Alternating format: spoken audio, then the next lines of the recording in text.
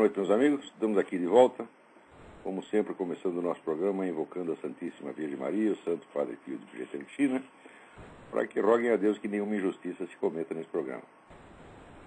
Eu vou começar aqui contando um negócio para vocês que, olha, cada vez eu fico mais impressionado, quer dizer, com a credulidade pública diante da grande mídia. Quer dizer, as pessoas acreditam naquilo que elas veem na televisão ou que leem no jornal, mas assim, imediatamente como se fosse palavra divina. Olha, eu que sou jornalista há mais de 40 anos, eu me espanto com isso, porque 30 ou 40 anos atrás não era assim. As pessoas tinham uma atitude um pouco mais crítica, tinham um certo distanciamento com relação a jornais, noticiários e televisão. Hoje não. Hoje, se sai uma coisa na Rede Globo e você diz que não é assim, as pessoas imediatamente dizem: você está paranoico, você está louco, você está seriamente doente, você é teórico da conspiração, você está com problemas. Quer dizer, é uma credulidade de tipo, assim, do crente mesmo, né? Quer dizer, virou uma religião já, você não pode contrariar essas coisas, né? A hipótese de que as coisas não sejam assim só aparece na cabeça dos camaradas como teoria da conspiração. Quer dizer, você vê, no Brasil, o número de órgãos de mídia é muito pequeno. Quer dizer que você reúne 4 grandes empresários e eles decidem o que vai sair no jornal deles e acabou. É coisa mais fácil você criar uma unidade ali, né? Fazer com que 4 ou 5 jornais, noticiários e televisão digam as coisas de uma maneira convergente. Quer dizer, você criar uma impressão de unanimidade universal. No Brasil é a coisa mais fácil. Aqui não é tão fácil assim. Você não pode... E tanto que aqui ninguém tem um controle total. Por exemplo, tem o controle dos grandes jornais, noticiário de televisão, mas o rádio já não é controlado. Então, mas mesmo assim, o número de empresas de mídia diminuiu muito nos últimos anos. Há uma grande concentração. Então, hoje é muito mais fácil do que antigamente você criar essa impressão de unanimidade. Quer dizer, 20 jornais dizem a mesma coisa, então quem estiver contra aquilo só pode ser um doente mental, evidentemente, né? Então as pessoas acreditam assim, piamente, mas nem se lembram de examinar. Se você pega, vamos dizer, os mesmos documentos de fonte primária, nos quais o noticiário diz estar baseado e os examina e vê que a coisa é diferente do que foi publicado, o pessoal acredita no que foi publicado e não nos documentos originais. É um negócio absolutamente fantástico. E agora está todo mundo falando essa crise de crédito nos Estados Unidos, né? Crise de crédito, né? Quando foi em setembro, ali, o Bernanke, o Paulson, o Bernanke é o presidente do Federal Reserve, o Paulson é o secretário do Tesouro. Chegaram lá para o Bush, né? E disseram assim: olha, está havendo uma restrição de crédito, os bancos não estão mais nem emprestando uns para os outros, né? E as empresas estão pedindo crédito e não tem, coitadinha, está vendo a crise de crédito, não tem mais crédito na praça, né? E daí o Bush imediatamente lá assina, né? Um monte de papel, solta dinheiro para o banco, solta 700 bilhões de dólares. Depois foi crescendo, chegou nos trilhões de dólares, já está nos trilhões de dólares, tudo dando dinheiro para banqueiro. Quer dizer, 300 milhões de americanos trouxa, tudo trabalhando para dar dinheiro para o banqueiro, né? E ninguém se lembra peraí, vamos examinar para ver se está tendo mesmo esse problema da crise de crédito. Porque pode ser que às vezes uma empresa não conseguiu crédito, ou um banco não conseguiu crédito com o outro, mas não quer dizer que haja uma crise de crédito, né, no sentido geral da coisa, né? O primeiro a decidir examinar é o sujeito da consultoria Celent, chama-se Otávio Marenzi, né? Otávio Marenzi é um economista conhecido no mundo inteiro, né? É frequentemente citado como fonte ali pelo Economist, pelo Financial Times, pelo Wall Street Journal, né? E antes dele fundar essa firma de consultoria Celent, ele foi chefe da tecnologia de informação do Union Bank de Zurique, tá certo? Quer dizer, eu não sei de que não nasceu ontem. Esse aí, né, ouviu todo esse falatório e disse: espera aí, deixa eu ver da onde que o Paulson e o Bernanke estão tirando essas coisas. Então ele foi lá ver as estatísticas de crédito no Federal Reserve e na Secretaria do Tesouro. E, para grande espanto dele, ele viu que, em vez de estar havendo uma restrição de crédito, ao contrário, o crédito na praça estava aumentando de maneira assombrosa. Então, eu estou vendo aqui a tabela, infelizmente não posso mostrar para vocês, mas se vocês forem até o site www.celent.com, eu vou dar por extenso aqui. Não é muito comprido. Vocês vão lá no www.celent.com, e lá vocês procuram o negócio, né? Credit Crisis, né? Vocês vão ver lá a tabela, que é a tabela da própria Secretaria do Tesouro e do próprio Federal Reserve, né? Então, o que aparece lá é o seguinte, que o crédito existente na praça, tanto crédito para empresas como crédito interbancos, ele, em vez de diminuir no período que estava lá os dois avisando com maior alarmismo, ele aumentou 74% em apenas 84 dias, sendo que 15% só no auge da chamada crise. Quer dizer, normalmente isso levaria uma década, pelo menos, para acontecer. E daí, em 84 dias, o crédito aumenta 74% e o pessoal fica dizendo, está acabando o crédito, não tem crédito na praça. É claro que é mentira, gente, é mentira. Desde o início eu falei, essa crise é fake, isso não existe. Porque a gente está vendo aqui a vida no dia a dia. A americana está vendo que os preços não estão sendo alterados grande coisa. A gente acompanha aqui no banco mesmo, onde a gente tem conta, a gente vê que lá está tudo normal, passa nos outros bancos também está tudo normal, né? Então está vendo alguma coisa, porra. É certo? Peraí, eu estou explicando. Bom, eu vou atender depois. Alô, quem é? Luiz está falando? Luiz, tudo bem? Tudo bem? Rapidinho. Você estava falando de um um economista que faz prognóstico. Você estava falando numa gravação sobre a astrologia. Você falou o nome dele, de um economista. Você poderia repetir? Peraí. Trata dos prognósticos sobre a crise atual ou é algo que tem relação a ver com a astrologia? Porque eu me mencionar dois economistas não tem nada a ver com a história. Não, Bernard James, famoso analista econômico. Você falou que é o melhor prognóstico. Faz prognóstico econômico nos Estados Unidos. Por coincidência, eu estou falando de uma firma chamada Celent, né? O cara que não tem nada a ver com a Celent se chama Celenti. C-E-L-E-N-T-I. Isso. Agora, hoje eu estou falando de uma firma que chama Celent. Que não tem nada a ver com o Celent. O Celent é um grande analista. Como é que o prognosticador tem acertado há mais de 20 anos. Então convém olhar lá. Agora você me pegou aqui de surpresa, eu não lembro mais o nome do site do cara. Né? Você poderia soletrar para Celent. C-E-L-E-N-T-I. O primeiro nome italiano acho que é Mário, não lembro, Mário, Orlando, uma coisa assim, Celenti, Agora essa firma que eu estou falando hoje também se chama Celent, sem I, que não tem nada que ver. E o economista também é um cara de nome italiano que chama Ottavio Marenzi, mas não tem nada que ver com o outro. O Marenzi não está fazendo prognóstico, ele apenas pegou as tabelas de empréstimos publicadas pelos próprios órgãos presididos por Bernanke e Paulson e mostrou que os dois estão mentindo, porque às vezes é que nem no Brasil, você está entendendo?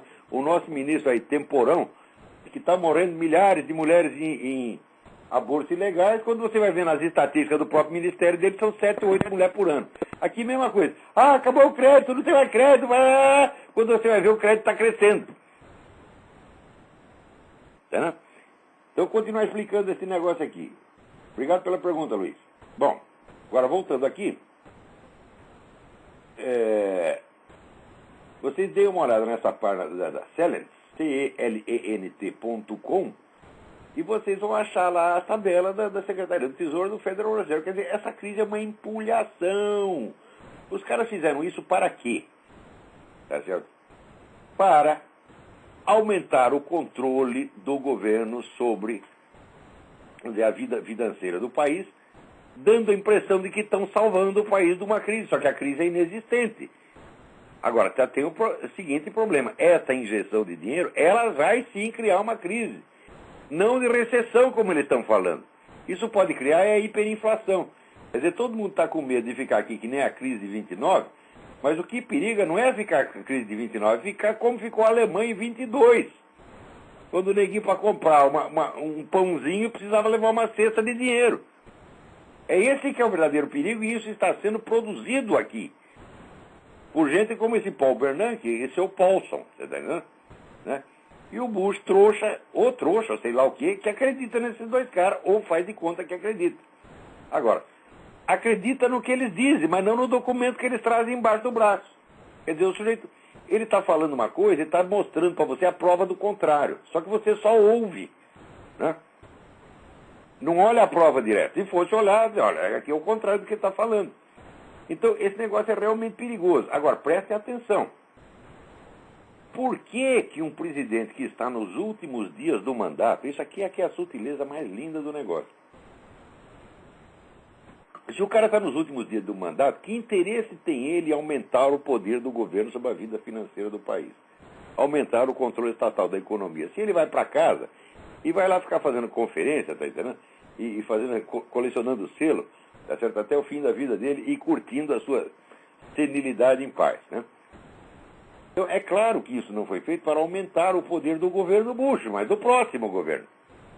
Então, o senhor Obama já vai chegar no governo com poderes aumentados. Tá certo? Quer dizer, Paulson e Bernanke montaram isto. Note bem que poucos dias antes do Bernanke vir com essa história, ele confessou que tinha sido o próprio Federal Reserve que gerou artificialmente a crise de 29. Então, ele primeiro diz, nós geramos a crise de 29. Passam os dias, ele gera uma outra crise. Quer dizer, ele aprendeu a tecnologia de 29, tá entendendo? Só que não está fazendo uma crise igual àquela, vai fazer uma hiperinflação. E com a hiperinflação, já cria, né, uma situação na qual o próximo presidente já sobe ao poder na condição de virtual ditador econômico. Para fazer isso, Bernanke e Paulson enganaram todo mundo. E a mídia inteira disse amém com a cabeça e ninguém foi examinar a porra dos documentos. Né?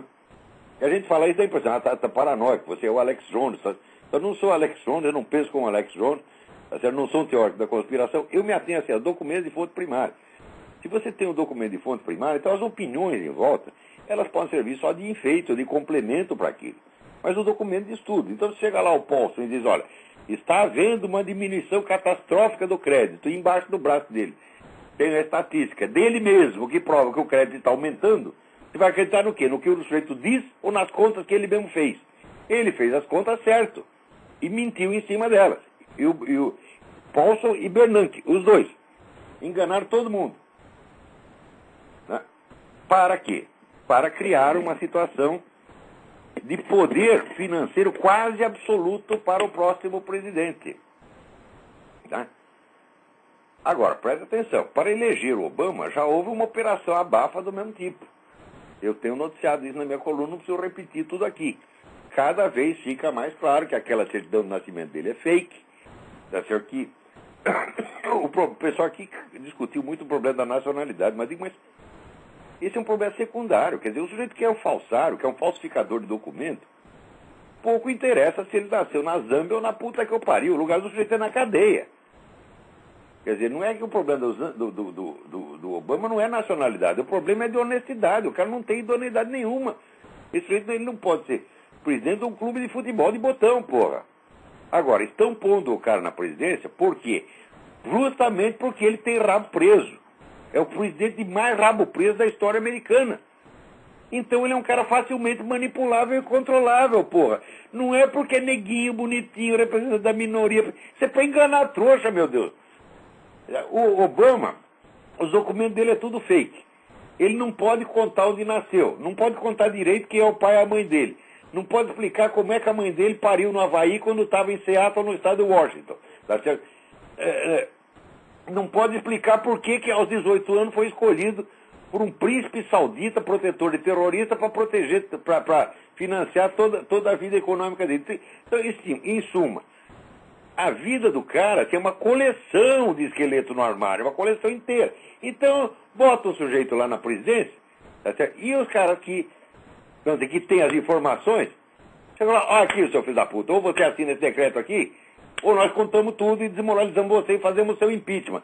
Então, o Obama é o presidente mais cheio de patrões que já existiu na história americana. Ele é um fantoche, um pau mandado, um marionete. E botaram ele lá justamente porque o sujeito é fake, você está entendendo? Então, é difícil. A lista dos caras que sabem a verdade sobre Obama e que a estão ocultando propositadamente é muito grande. E tem gente no Partido Republicano fazendo a mesma coisa. E não é um nem dois, não. Acredito que o próprio John McCain pode ser um dos patrões do Obama. Por quê? Porque ele escondeu o que sabia do Obama. Tá certo? Então, o que está acontecendo aqui é uma coisa muito feia. Isso aqui está se brasilianizando. Quer dizer, aquilo que eu vi acontecer no caso do Foro de São Paulo, no Brasil, eu vi acontecer aqui muito maior. Só que aqui, no Brasil, enganou todo mundo. No começo só tinha um maluco que dizia que não era assim, que era eu. Anos depois, o Reinaldo Azevedo se tocou do negócio, o Diogo Mainardi se tocou, começaram a falar também do negócio. Mas durante anos fiquei eu sozinho na jogada, eu e a Graça Salgueiro, que é uma pessoa desconhecida lá do Recife, tá entendendo? Que também todo mundo essa mulher é maluca, é paranoica, é teórica da conspiração. Né? E também, depois o Heitor de Paula também começou a falar isso. Então, primeiro fui eu, a Graça e o Heitor de Paula, foi o primeiro falando isso. E o Alejandro Penha Esclusa, que vinha da Venezuela com informação nova, né, de fonte direta, e confirmava tudo aquilo que ele estava falando do Foro de São Paulo. Então, oficialmente, para a mídia brasileira, não existia. Até aqui o pessoal do Council of Foreign Relations, o CFR, né, dizia, não existe Foro de São Paulo nenhum, isso aí é um jornalista lá do Rio de Janeiro que inventou. Só que depois se comprovou, quem estava dizendo a verdade é esse que vos fala. Né? E toda essa gente respeitabilíssima, isso é tudo um bando. Metade é mentirosa e a outra metade é ignorante. E aqui no caso do Obama é a mesma coisa. Olha, se vocês lerem, vocês peguem lá o relatório do Ron Polaric, né? Põe no Google, Ron Polaric, P-O-L-A-R-I-K. É um pseudônimo de um sujeito que é um estudioso de computação gráfica. O cara examina a certidão de nascimento do Obama e num relatório de 200 páginas. Ele prova por A mais B, fala, é impossível que esta certification seja autêntica. Impossível. Mas ainda não só ela é falsa, mas os vários sites que saíram defendendo a autenticidade dela também colaboraram na falsificação. Esse Fact Check e outros. Fight the Smears, né? Todos colaboraram na falsificação. Por quê? O Ron Polaric mostra, olha, faz ampliação e mostra o seguinte, olha aqui. Nesse site, os pontos, né, os pixels, né, aparecem, são quadradinhos. No outro são redondinhos. E dizem que é o mesmo documento, porra. E como é que é isso? Também mostra que o documento, esse formulário do certification, a moldura dele muda anualmente, para efeito de segurança. E o certification lá do Obama, ele tem moldura de 2007 e 2008 junto. Agora, se aí já é suspeito, o certificado de alistamento militar do Obama, aí é certeza absoluta. Certeza absoluta de que é falsificado. Por quê? Está assinado com a data de 1980 e foi impresso em 2008. Quer dizer, o Messias Ungido assinou o formulário 28 anos antes de ser impresso.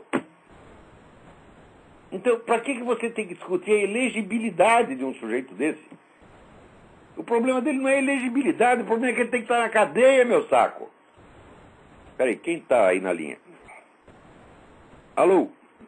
Alô? Alô, tudo bem? Tudo bem, quem é? Aurélio, São José dos Campos. Aurélio, tudo bem? Tudo jóia. Eu queria a sua opinião sobre a militância ateísta na internet. Você já deve ter visto muito no Orkut, nos fóruns, tem um fórum chamado Realidade, que ele está com pau no cristianismo. De onde saiu essa militância ateísta e qual que é a sua opinião? Olha, esse negócio, vamos dizer assim, isso não é só uma militância ateísta, isso é um movimento organizado que vem das próprias fontes do globalismo, que tem, vamos dizer, um plano de uma nova civilização global e de uma nova religião global. Tá certo? Você leia o livro do Cliff Kincaid sobre a ONU, Kincaid, K-I-N-C-A-I-D, tá certo? Sobre a ONU, você tem muita informação sobre isso. Existe uma bibliografia enorme sobre esse assunto, inclusive pelo padre Michel Scoyans, que é um padre belga que viveu no Brasil. Schooyan escreve S-C-H-O-O-Y-A-N-S. Padre Michel Schooyan. Você tem um livro dele sobre a ONU. Então está lá, o plano da religião mundial. É uma religião que vai juntar todas as religiões, menos o cristianismo, evidentemente. A não ser o cristianismo fake, aí dos Leonardo Boff, etc, etc. Eu queria que você até desse uma olhada depois. É um fórum fora do Orkut, é http://realidade.org. O pessoal xinga você lá nos seus artigos, é uma cruzada contra você. Não, vamos dizer, também essa coisa contra mim, isso é uma coisa organizada. Sim. Mas é evidente que é. Isso é uma militância organizada. Dá uma olhadinha lá depois. Um abraço. É pessoal comunista que disse, outra parte é tariqueiro, mesmo de tarica, tá entendendo? Que essa tarica tem uma função essencial, vamos dizer, na destruição do cristianismo e na criação da religião mundial. Quer dizer, veja, por exemplo, o Fritjof Schuon se considerava um papa de todas as religiões. Aliás, daqui a pouco eu vou falar disso, tá certo? Mas deixa eu só terminar aqui com o negócio do Obama. Então, veja, o Obama, ele foi eleito mediante uma operação abafa. E, ao mesmo tempo, está se criando outra operação abafa para, a pretexto de uma crise inexistente, tá certo? Dar poderes aumentados para o sujeito quando ele chegar na presidência. Você acha que essas duas coisas são absolutamente separadas? Foi uma coincidência? Quer dizer, meia dúzia de caras, olha, aqui nós vamos criar um fake chamado Obama, né, que é um cara assim, com uma biografia toda furada, sem documento, etc., que a gente pode controlar, né? E daí, do outro lado, tem lá o Bernanke e o outro dando poderes aumentados sobre a vida financeira, transformando o cara num ditador financeiro. Então, o que está sendo feito aqui, o que houve aqui não foi uma eleição. O que houve aqui foi um golpe de Estado, gente. Eles enganaram todo mundo. Não adianta você dizer, o Obama teve não sei quanto por cento dos votos, 52% dos votos. Bom, de fato ele teve, mas desses 52%, quantas pessoas sabiam o caso do documento? Ou até o problema da nacionalidade? Não sabiam nada. Não foram informadas. A simples existência de processos que questionavam a nacionalidade do Obama só foi noticiado depois das eleições. Se fosse noticiado antes, o cara teria metade dos votos que teve. Então é claro que foi uma enganação geral. E agora já temos outra enganação geral aqui de ordem financeira. Então, agora todo mundo discutindo as coisas a partir não dos fatos reais, mas das alegações que aparecem na mídia. E ninguém quer saber da realidade. Se você tenta examinar um documento de fonte primária, diz que você é paranoico. Quer dizer, aqui virou mesmo o império da mentira, pô. Não se pode acreditar em mais nada na mídia. Espera aí, tem mais alguém na linha. Quem é? Alô, quem é? Alô, Olavo? Sim. É o Alfredo do Rio. Tudo bom, Olavo? Alfredo, tudo bem? Tá me ouvindo bem, Olavo? Perfeitamente. Ok. Olavo, saiu uma matéria no Brasil, no dia 14 de dezembro desse ano, desse mês. É uma revista que é especial BRIC, que são o Brasil, Rússia e China. Então, essa matéria é o crescimento desses 4 países. Na página 12 da revista, está ouvindo, Olavo? Você pode repetir o nome do site, por favor? Não é site, é uma revista que saiu, um suplemento do Jornal do Brasil. Sim, sim. Uma revista, suplemento do Jornal do Brasil, chamado Especial BRIC, sobre os países emergentes. Especial BRIC. Que dia que saiu, você lembra? Lembro. No dia 14? 14 desse mês, 14 do 12. Perfeitamente, vou examinar isso aí, certamente é importante. O crescimento de Rússia e China no Brasil é um fator essencial para compreender o que está acontecendo na América Latina.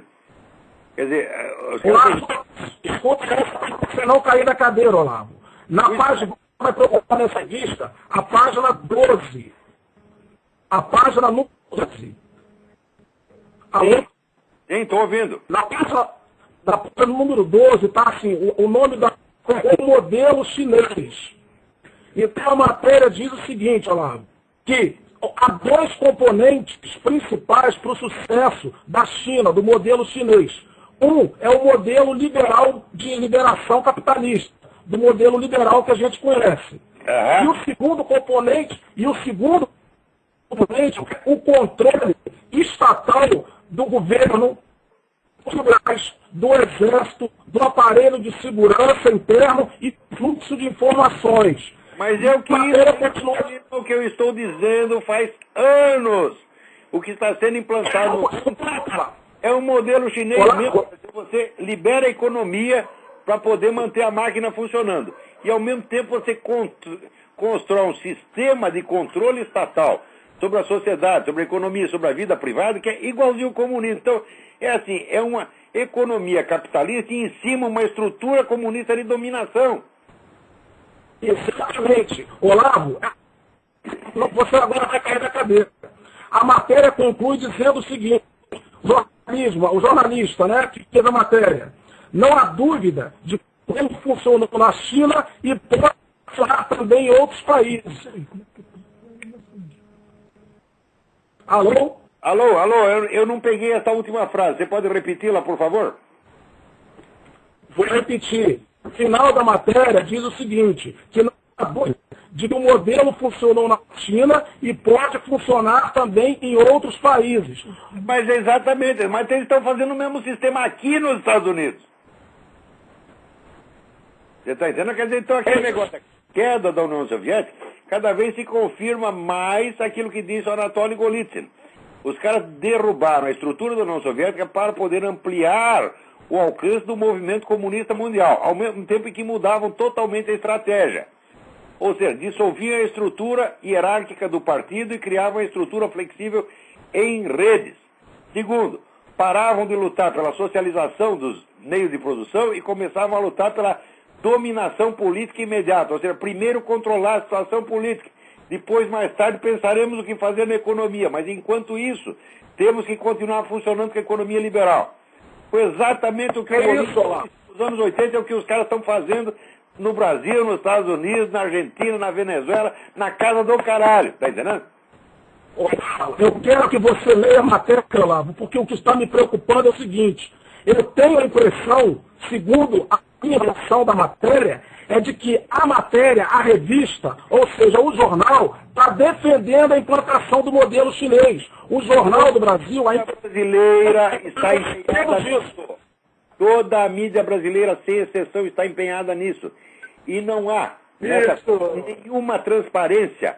É tudo feito na base da Operação Abafa. Ninguém a revista eu vou mandar para você. Então, isso aí é como se fosse, vamos dizer, é uma operação abafa de ordem mundial. O mundo está fazendo uma transição, né?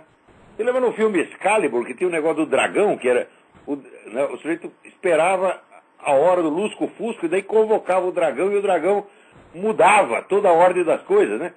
Então, primeiro tem que esperar o lusco-fusco, esperar as pessoas dormirem. Enquanto elas estão dormindo, estão preocupadas com uma coisa, aqui, por exemplo, temos que eleger o presidente negro. Eu digo, mas meu saco, o que importa o cara ser negro? Tá certo? O que importa é que ele é um pau mandado, ele é um marionete, ele é um cara inteiro, 100% controlado por Jorge Soros, por Rockefeller, por toda essa gente, Fundação Ford. Esses são os caras que controlam ele, porra. Tá certo? Olá, eu vou desligar. Um abraço. Um abraço. E desculpa falar gritando, porque minha ligação da internet está muito ruim. Eu sei, mas deu para pegar essa informação. Obrigadão. Eu escaneio a matéria, digitalizo e envio para você. Eu vou ver se eu consigo fazer isso. Obrigado. Faça isso. Agora, estava falando aqui, né, do pessoal que fica fazendo essa campanha contra mim. Você tem vários sites no Orkut, são algumas milhares de pessoas que estão em permanente intercomunicação, empenhados em criticar qualquer coisa que eu diga ou faça. Quer dizer, eu nunca fiz nada de certo, né? Eles ficam... E quando eu tento explicar que estou certo, eles ficam indignados. Eles sempre acham que ele está certo. Eu digo, mas meu filho, você ter uma opinião é você achar que a sua opinião está certa. Se eu achasse que a minha opinião está errada, eu teria outra opinião. Me parece também que você é assim. Agora, eu não posso. Eu tenho que achar que eu estou errado. Tá certo? E tem lá milhares de negros dizendo, olha só, ele acha que tá certo, tá certo. Agora, se for só questão de opinião, também, mas os caras falam de tudo, falam da minha família, falam, né? Outro dia estava um aí, insinuando que eu tinha aqui um caso com a Isabela, mulher do Alexandre. Daí eu respondi com o sujeito, é viado, tá certo? E ele ficou ofendido, né? Mas isso aí caso não interessa. Isso que interessa é aqui. Aqui houve um diálogo muito interessante. No Orkut, como lá na identidade Orkut da minha mulher, da Roxane. Né? Entre elas, um sujeito chamado Rafael Dyer. Rafael Dyer é um sujeito que aparece com 1000 identidades diferentes. Né? A última que ele inventou chama-se Madre Terenon. É mistura de Madre Teresa com René Guénon. Ele pôs lá uma freirinha, né, com a cara de René Guénon e bigode. Eu até sugeri que usem isso aí nas cadeias para controlar, né, a sexualidade dos detentos. Porque o sujeito vê aquilo e brocha por 6 meses. Né, tão horrível que é. Tá certo? Então, olha, eu vou dar essa sugestão para, né, o Ministério da Justiça. Espalhe isso aí nas cadeias e você diminuirá o número de estupros, né? Também a angústia dos detentos, coitados, eles ficam lá de pau duro o dia inteiro. Tá? Mostra aquilo lá, Madre Terenon, pronto, você vai pensar em outra coisa por 6 meses. Então, mas esse é um dos inúmeros fakes, quer dizer, o sujeito tem 1000 caras. Esse está o Rafael Dyer, D-A-H-E-R. Tá certo? E começamos ali, ela começou com uma conversa, né, dizendo que, fazendo uma votação lá com o René Guénon, né? A pessoa de Deus ia enviar um mensageiro com o nome de macaco renascido, né? Porque René Guénon é um tipo babuíno, né? Lá Guénon, em francês, né? Então, o nome do sujeito é ridículo. Agora, o gozado é que os discípulos do René Guénon, esse pessoal dos estudos tradicionais, entre aspas, eles adoram o simbolismo dos nomes. Eles veem nome de tudo, né? O nome da cidade onde nasceu René Guénon, o nome da avó, da tia, tudo tem um significado simbólico. Eles investigam o significado simbólico de todos os nomes, menos um, René Guénon. Porque daí você vai ver que é macaco e daí pega mal, tá certo? Daí começou com a conversa a respeito disso, né? E de vez em quando a Roxane vinha me dizer assim, o Rafael Dyer falou tal coisa assim, o que você acha? E daí eu resumia ali uma resposta e ela passava lá pro cara, né? E, bom, o que interessa é o seguinte, o cara diz que é cristão ortodoxo, né? Só que daí ele veio com uma conversa assim. É claro que como cristão considera o cristianismo uma tradição, mas é claro que uma tradição de certa forma inferior. Isso aí ele leu no René Guénon. O cristianismo, segundo ele, é uma tradição inferior porque não tem a parte metafísica referente à teoria do não ser, que para mim é uma pataquada. Né? E o que importa mesmo são os caras que alcançam a realização metafísica. Através das iniciações do René Guénon, você alcança a realização metafísica, tá certo? Pela qual você transcende o estágio de salvação da alma. Quer dizer, além da salvação, você se transforma, tá certo? Na própria identidade divina. Eu acho isso uma coisa maravilhosa, né? Quer dizer que ali está cheio de deuses. Cada um daqueles virou, né, a própria identidade divina. Agora, você passou do estágio do mero logos divino, porque no cristianismo só tem isso, coitado. Só tem Deus Pai e tem o logos. Não tem a própria identidade divina interior, da qual essa gente, Guénon e outros, sabem tudo. E nós não sabemos nada, né? O próprio Cristo diz que ele tem umas coisas que ele ignora. Né? Até a data do fim do mundo, pergunta para o Cristo, ele diz que ele ignora, mas o Guénon sabe. Tem lá umas contas que ele dá em 2032. Então, como esse pessoal transcende, né, a salvação da alma e se transmuta na identidade divina, eu suponho que quando eles passam do estágio do Logos divino, quer dizer, passaram sobre o Cristo é o que tem, o Logos divino, que tem o controle sobre a natureza. Né? Então, se você tem o controle sobre a natureza, eu digo, meu filho, então é o seguinte, você cura essa sua hemorroida, por exemplo, mediante um ato, né? Você faz um Fiat Lux, né? Então, manda a hemorroida se sumir e aparecer outra coisa no lugar. Sei lá, uma couve-flor, alguma coisa assim, né? E os caras não conseguem, porra, você tá entendendo? Então isso aí tudo é uma empulhação. Identidade divina, o caralho. Você continua sendo seu fulano de tal, com todas as suas limitações, toda a sua burrice e toda a sua empulhação, né? Agora, mas daí ele manda uma mensagem aqui dizendo que, olha aqui, o Jivan Mukta, ainda que vivo em um corpo, não percebe mais o universo material com a limitação e expansão de Maya. Quer dizer, ele transcendeu o véu de Maya e ele percebe tudo. exatamente como Deus percebe, tá certo? Quer dizer, ou seja, ele já não age mais segundo os instintos, mas sim num movimento cósmico, né? Olha, mas é uma coisa incrível. Só que depois, ele personificando o movimento cósmico, ele não é capaz de curar uma hemorroida. Não é isso? Então, eu disse, embora o Jivamukta, embora já veja o universo como Brahma, ele ainda precisa cumprir aquilo que foi adquirido pela vontade de desfrutar. Então peraí. Se se trata apenas de ver a coisa de um certo modo, não há diferença entre isso e o conhecimento teórico. E se depois disso ainda você tem que incorporar a coisa na realidade, então não foi realização metafísica merda nenhuma. Então você diz, você já tem a identidade suprema, significa o seguinte, você acha que vê as coisas como Deus, mas você ainda continua agindo como o idiota que você era antes. Quer dizer, você está livre dos instintos, mas ainda tem de realizar a identidade divina. Eu digo, mas que merda é essa, porra? É claro que isso não existe. Não existe. Ninguém jamais alcançou esse estado, nem jamais alcançará. Tá certo? O que você pode alcançar é o estado de sabedoria, no qual de vez em quando você recebe um reflexo da sabedoria divina e olhe lá. Tá certo? Agora, mesmo tendo alcançado aí, você ainda pode ir para o inferno. Você ainda está em risco, você ainda está na incerteza como qualquer ser humano. Tá certo? Bom, então eu estava conversando isso e o cara, como ele disse a história que o cristianismo é uma tradição inferior, eu só digo, peraí. Então, né, o que você está falando isso aí? Ou você só sabe isso aí por ler, ou você recebeu uma iniciação, você é membro de uma tarica, de organização histórica islâmica. Daí ele diz, eu sou membro de uma tarica, recebi a iniciação, sou um iniciado, né? Eu digo, mas que maravilha, mas, peraí, as taricas só dão iniciações a quem pratica os ritos islâmicos, ainda que isso não signifique uma conversão, você não precisa se converter, mas você precisa praticar aqueles ritos. E durante o tempo que você pratica aqueles ritos, você vai ficar longe de qualquer outra religião, durante aquele período, pelo menos o período para você receber a iniciação. Se você ainda está na tarica, você está fazendo práticas muçulmanas, você não é um cristão ortodoxo. Tá certo? E daí eles são membros da tarica. Então, ó aqui, Rafael Daher consta para todo mundo como um cristão ortodoxo, mas está lá em segredo, dentro de uma tarica, praticando ritos islâmicos. Tá certo? Então, eu mandei o seguinte recado para ele. Então você está confessando que é muçulmano em segredo e que isso é ortodoxo de fachada.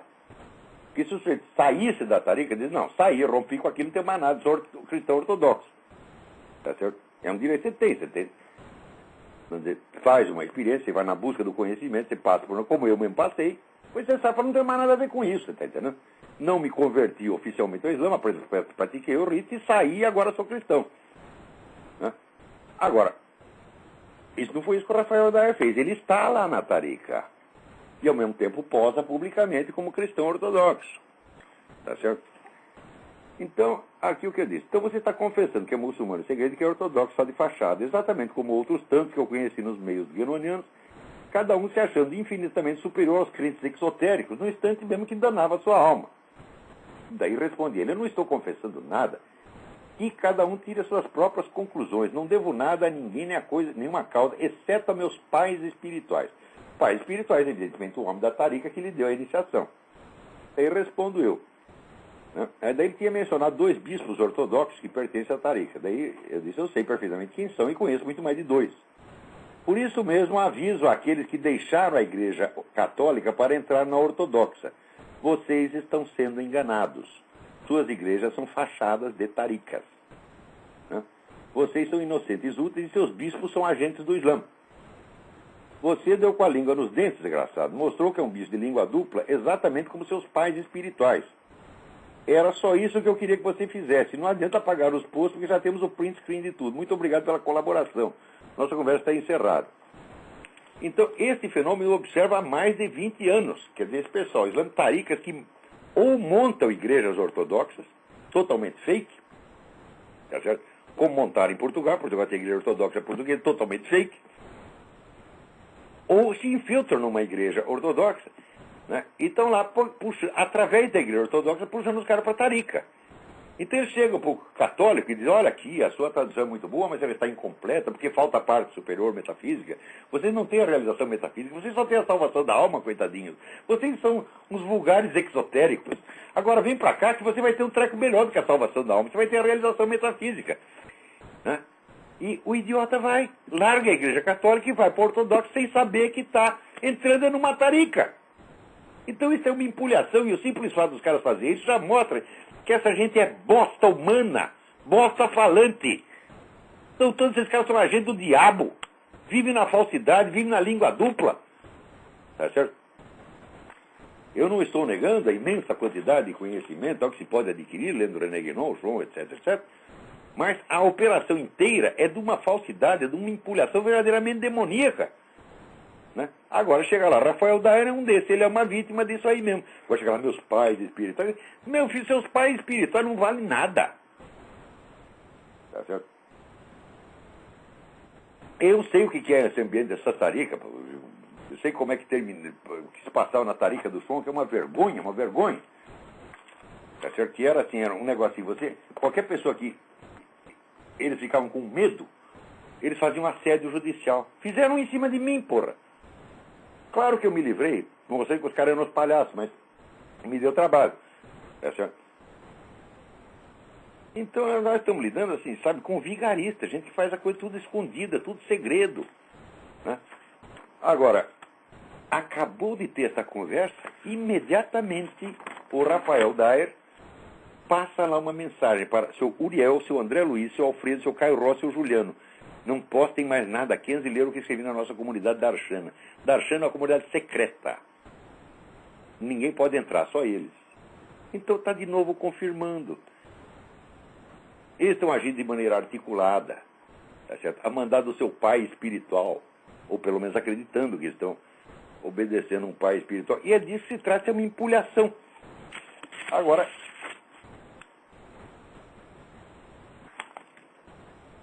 daí eu passei outras mensagens para eles dizendo o seguinte: vou fazer o possível para continuar falando sério depois de ter visto essa sua identidade transexual, que é Madre Terenon, já por ser altamente reveladora do seu imaginário espiritual.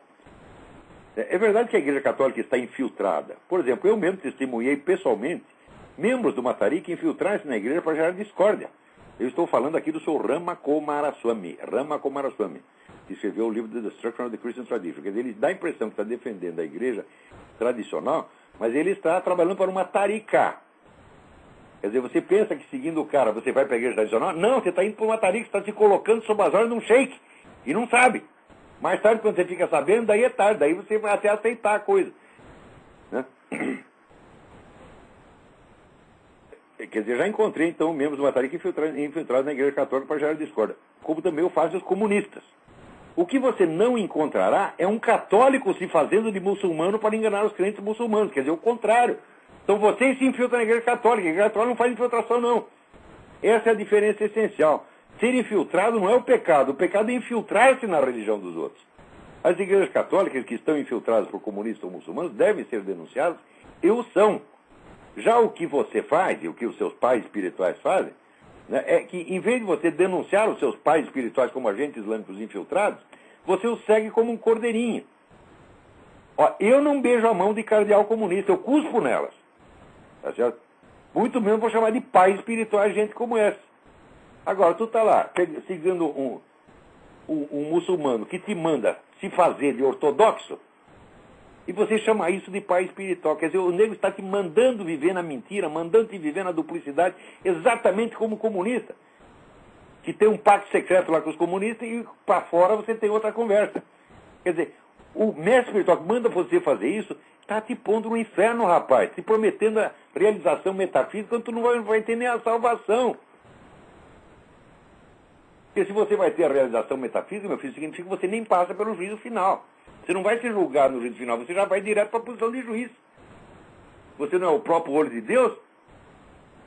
Né? Só que isso que os caras estão te prometendo, isso é empulhação.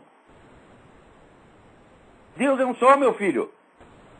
Você não vai se transformar nele, não. Né? Daí ele também tem uma frase assim: e é melhor ser agente do Islão do que agente de Sião. Então eu respondo para ele, olha, eu me sinto muito honrado de ser chamado de agente de Sião, porque eu sou espiritualmente judeu como todo seguidor de Jesus Cristo. E considero que qualquer ofensa feita ao povo de Israel é feita a mim pessoalmente. Vá pregar antes de ser metido na puta que o pariu. É isso aí, mensagem para todos esses iniciados. Vão tudo tomar nos seus cus espirituais, vão tomar no terceiro olho. E manda os seus pais espirituais junto também. Tá entendendo? Daí, aqui, uma terceira diferença é que você, Rafael Der, diz que não tem satisfação de prestar ninguém a não ser os seus pais espirituais. Na Igreja Católica, nenhum bispo ou cardeal tem autoridade para dispensar você das obrigações morais para com a humanidade inteira. Nenhum deles o dispensará de dar satisfações ao mais humilde e fiel contra o qual você peque. O próprio Cristo não aceita pedidos de perdão em separado. Se você ofendeu uma pessoa, né, cometeu um pecado contra uma pessoa e vai lá pedir perdão para o Cristo, ele diz, primeiro você vai pedir perdão ao ofendido, depois você volta aqui. Agora, a compromisso moral desses caras é só dou satisfações ao meu pai espiritual, lá no segredo da tarica. O que eu faço não pode ser julgado por ninguém. Como não pode ser julgado, desgraçado? Você já está julgado e condenado, porra. Né?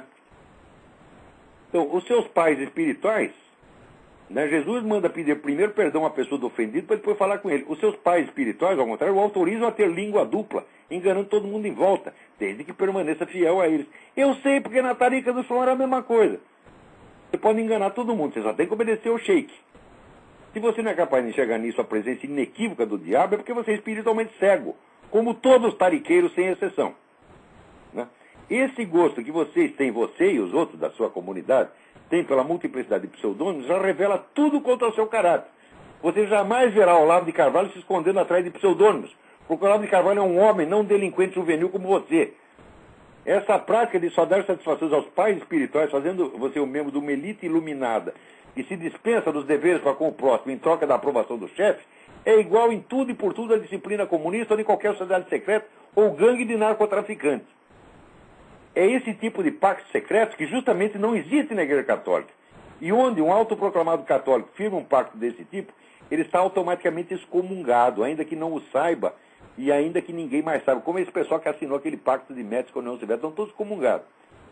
Não é significativo que justamente aquela conduta obscura e furtiva que ao católico traz a excomunhão e a danação, seja a mesma que no mundo espiritual dos tariqueiros, confere a sheiks e gurus uma autoridade sublime?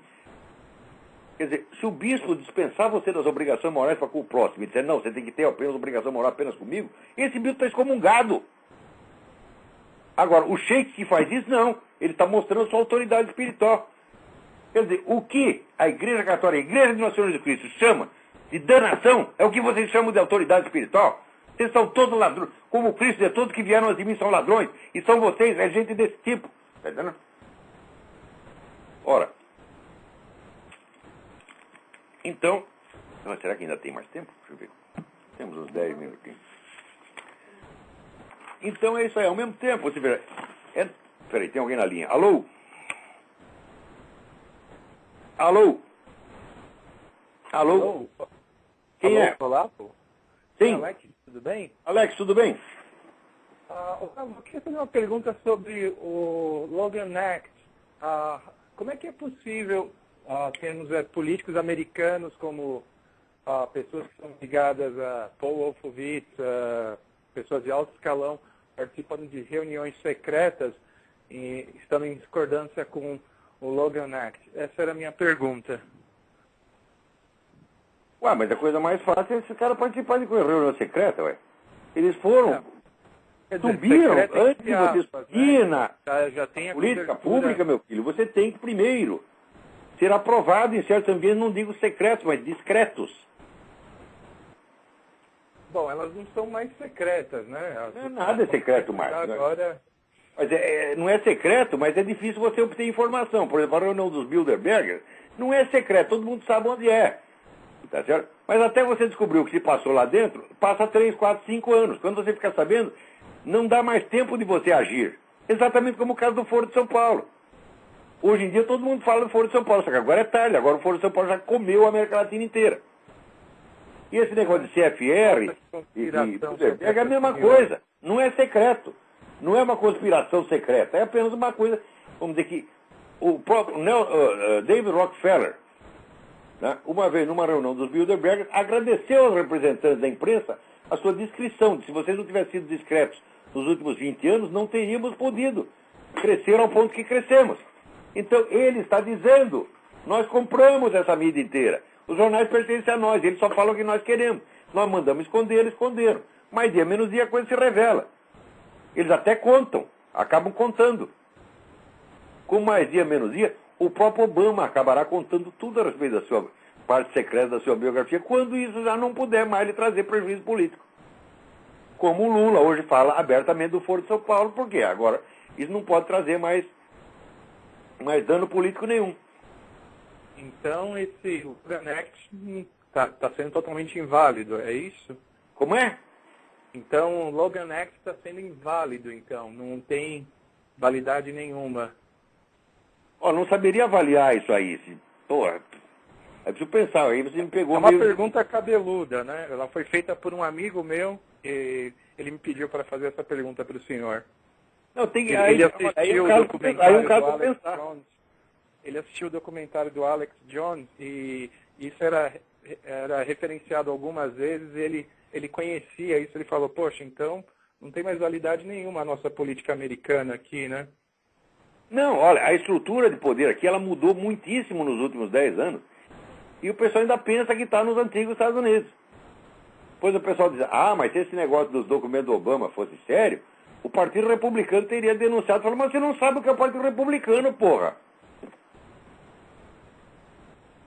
Quer dizer, o Partido Republicano está entre os patrões do Obama, meu Deus do céu. Eles não precisam eleger o candidato deles se eles têm controle sobre o candidato do outro partido. Claro que tem muita gente no Partido Republicano que sabe toda essa história do Obama, justamente por isso deixou ele subir lá. Então, olha, esse desgraçado vai subir lá, vai fazer o que a gente mandar, porque se ele não fizer, a gente acaba com a vida dele, denuncia o que sabe. Então, ele vai fazer a parte suja do serviço, e é ele que vai sair manchado. Nós não vamos ter que assumir a responsabilidade. Por exemplo, este ano os Estados Unidos vão mandar no mínimo 30 mil soldados para o Afeganistão. Vão armar no Afeganistão uma situação pior do que tem no Iraque. Alguém vai ter que fazer isso. Por que nós que já estamos sujos com a guerra do Iraque vamos ter que fazer? Manda lá o Obama fazer, porra, ele está aí para isso. Você está entendendo? E se ele não fizer, nós contamos a história dele. O Obama é um cara controlável e controlado. É o presidente mais fraco que já teve nessa coisa. Você está entendendo? Tá legal, Olavo. Muito obrigado, viu? Obrigado eu. Agora, depois de anos desse pessoal todo se reunir aos milhares para inventar coisa a meu respeito, era fatal que eles tentassem, no fim, né, elevar um pouco o nível intelectual da coisa. Pelo menos, ora, está pegando mal. Faz 10 anos que ele está falando mal do cara, 4 mil pessoas falando mal dele durante 10 anos. São muitas enciclopédias britânicas das quais não se aproveita nada e que ninguém jamais lerá. Fora de nós mesmos. Né? Nem suas mães leem.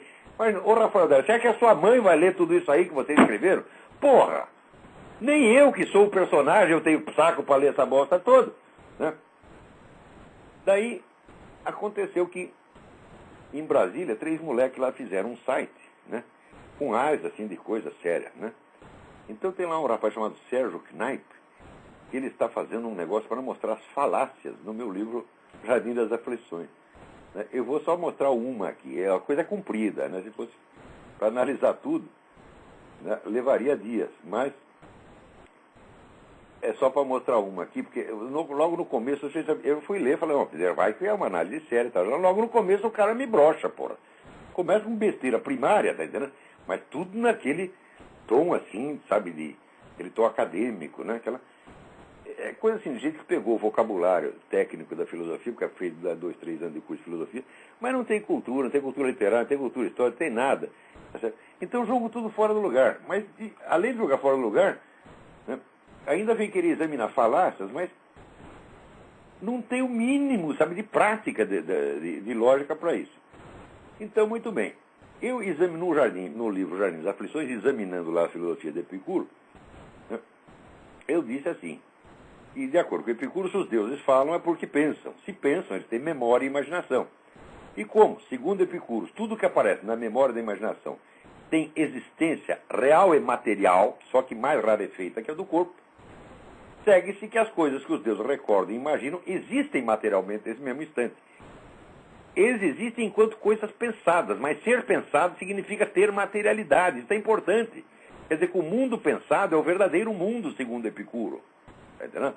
As coisas do mundo pensado são mais rarefeitas e por isso mesmo são mais duráveis, enquanto as coisas materiais são apenas aparências que passam. Porém, como essas coisas são mais rarefeitas que os corpos dos deuses que as imaginam, né, a equação epicúrea, segundo a qual a rarefação igual a durabilidade, obriga-nos a admitir que elas são mais duráveis do que os deuses mesmos. E se por acaso ocorresse a um deus a ideia desastrosa de pensar num gasto ou numa lagartixa, esses miseráveis mortais ficariam ipso facto dotados de uma durabilidade maior que a dos deuses. Aí entra aqui o meu crítico. Ai, meu saco. Daqui. É evidente a falácia do argumento. Ainda que os deuses pensassem no sentido humano do termo, parênteses, Epicuro não diz que eles pensam como humanos, apenas que conversam entre si, seja lá exatamente o que isso significa. Ainda que eles pensassem lagartixa e gato, a conclusão lógica do raciocínio não seria, como pretende Carvalho, que a própria lagartixa ou gato, isto é, os objetos extramentais, em linguagem moderna das referências, tornar-se ipso facto mais duráveis que os deuses. Mas antes, que as ideias dos deuses sobre aqueles seres extramentais, gatos e lagartixas, seriam mais duráveis que eles, deuses. Em suma, não se segue das premissas expostas a conclusão de que a lagartixa e o gato seriam mais duráveis do que os deuses, mas tão somente de que as imagens mentais da lagartixa e o gato seriam ainda aquelas mesmas, ainda que sejam elas mesmas imateriais. Ai, meu saco! A lagartixa material já foi excluída logo no início. Não é a lagartixa material que eu estou dizendo, tá certo? Que na filosofia de Epicuro seria mais durável do que os deuses. É a lagartixa mental. Pois eu já estou dizendo, o mental, o pensado é mais durável e mais real do que o material. Então, quando eu digo que as lagartixas pensadas pelos deuses acabariam sendo mais duráveis do que eles próprios, o que é uma incoerência da filosofia de Epicuro, eu estou me referindo claramente à lagartixa mental, não à lagartixa material. Essa já ficou fora de páreo. Quer dizer, aprende a ler, moleque. Puta que pariu. Além disso, essa coisa, ele diz, Epicuro não diz que os deuses pensam. Ele diz apenas que eles conversam. Peraí, ele não diz que eles conversam, ele diz que eles passam as noites em colóquios filosóficos. Agora, como é possível fazer um colóquio filosófico sem pensar? Né? Nem Epicuro é idiota para pensar uma coisa dessa. Só você, Sérgio Kneipp. Quer dizer, o que é isso? Quer dizer, vem um moleque, assim, é burro, não sabe ler, porra. Tá entendendo? E vem cagar regra em cima de mim. Mas o que é isto? Quer dizer, é muita presunção. Quer dizer, o cara, peguei aqui uma falácia, porque ele disse que a lagartixa material... Pois, meu Deus, se eu acabei de dizer que a lagartixa mental é mais durável do que o próprio sujeito que a pensa, quanto mais durável ela não será em relação à coitada da lagartixa material que estava no começo do processo e que já foi abandonada no curso do colóquio filosófico. Tá certo? Então você não sabe ler, você não entende, simplesmente não entende o que lê e fica achando que o errado sou eu. Então, moleque, olha, vá a merda, pô. O site só tem 3 carinhas, ficam reunindo, né? E discutindo o que nós podemos falar de mal do Olavo de Carvalho, né?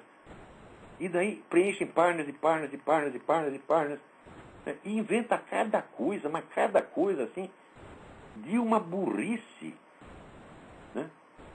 E toda hora a palavra falácia. Puta merda, haja saco.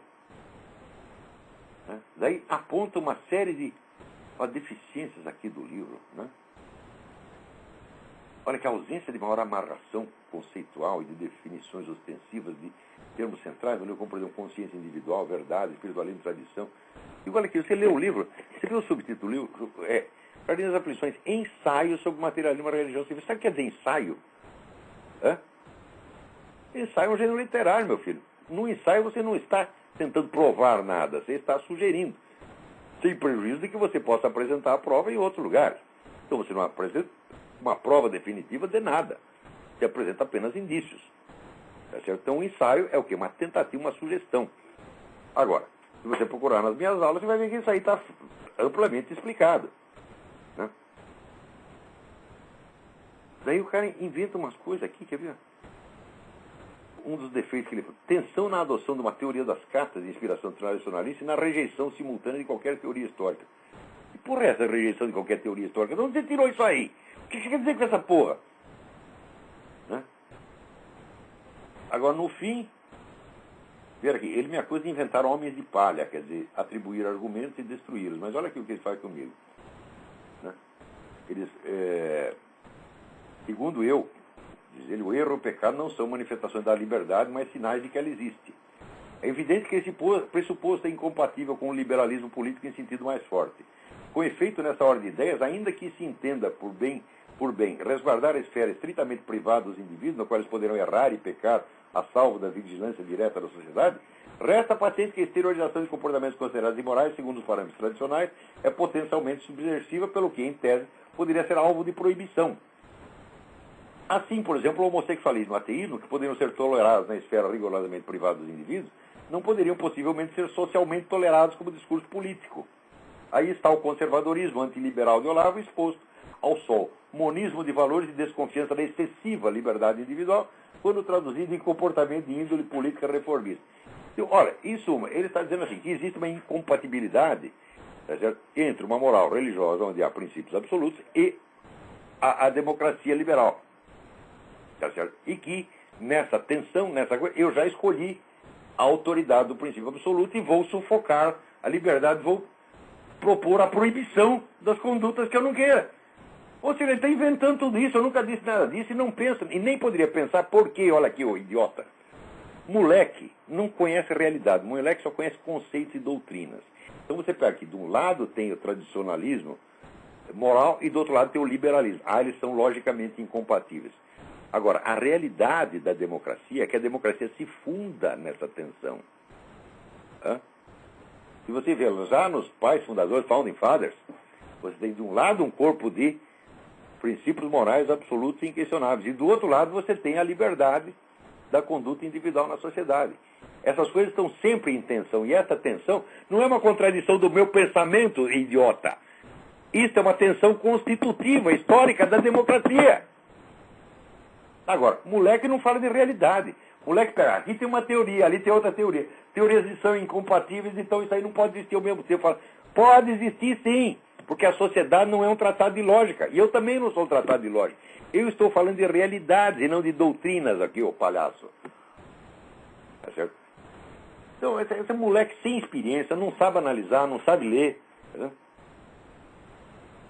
Tá? Outra coisa, eles estão fazendo esse site lá faz meses, né? Se publicasse isso numa coisa, num jornal, numa revista conhecida, né? Tudo bem. Mas põe num site, né? Quase escondido e nem me avisa. E daí, depois de meses, aquele negócio já alcançou, né? Dezenas de páginas. Você está vendo? Ele não responde. Se ele te responde, reclama que responde. E se ele não responde, reclama que não responde. Então, assim, vão tomar nos seus cus, moleque. Ele se apareça. Tu nem sabe o que é um ensaio, por exemplo. Se você está estudando teoria literária. Estudar teoria literária hoje significa jamais ler uma obra literária. Você lê Júlia Kristeva, lê essas besteiras aí, lê só teoria. Mas você não tem cultura literária, porque a gente vê pela sua falta de sensibilidade verbal. Vocês escrevem mal. Isso é, por exemplo, vocês escrevem mal, escrevem grosseiro, escrevem pedante, bobo, maneira boba. Por quê? Não tem cultura literária, embora estude teoria literária. A teoria literária é a antiliteratura de hoje, porra. Para estudar essa merda teoria literária, vai ler Balzac, vai ler Cervantes, vai ler Dostoiévski, vai ler Machado de Assis, vê se aprende alguma coisa, moleque. Pelo menos descobre o que é um ensaio, vai. Ele fica me cobrando, como se fosse defeito, quer dizer, que perpetração de falácias, um dos casos das lagartixas do gato, acabei de mostrar. Falácia é uma puta que eu pariu, moleque.